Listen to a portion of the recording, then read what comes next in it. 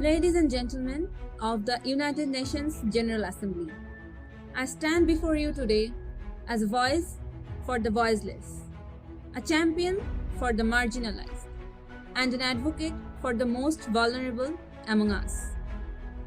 Our world is facing an unprecedented crisis, one that transcends borders, ideologies, and politics. Climate change is not just a threat looming on the horizon. It is a harsh reality that is already wreaking havoc on the lives and livelihoods of millions around the globe. In this room, we have the power to enact change, to forge a path forward towards a more equitable and sustainable future. But to do so, we must confront the harsh truth. The impacts of climate change are not distributed evenly. We are violating the concept of equity. While some of us may have the resources and infrastructure to adapt and mitigate, others are left to fend for themselves in the face of overwhelming adversity.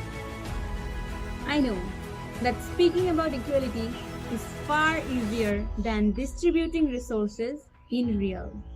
But as we realize that each of us is responsible for climate change, especially those who are already economically developed, so why should some of the countries be deprived?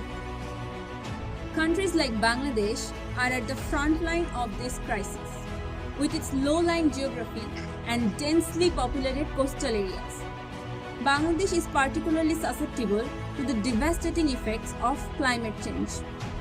Rising sea levels, more frequent and intense cyclones, and erratic rainfall patterns threaten to upend the lives of millions of Bangladeshis, pushing them further into poverty and displacement. But Bangladesh is not alone. Across the globe, countless communities are grappling with the same harsh realities, struggling to rebuild their lives in the wake of climate-induced disasters. And yet, they are often left to bear the burden alone, without the resources or support they so desperately need. This is why we must act, and we must act now. The establishment of a global loss and damage fund is not just a matter of charity. It is a matter of justice. It is about recognizing our collective responsibility to support those who are most in need, to ensure that no one is left behind in the fight against climate change. This fund can be a game changer for countries like Bangladesh, providing the financial resources and technical assistance they need to adapt, mitigate, and recover from the impacts of climate change. It can empower communities to build resilient infrastructure to protect their natural resources and secure their livelihoods for generations to come.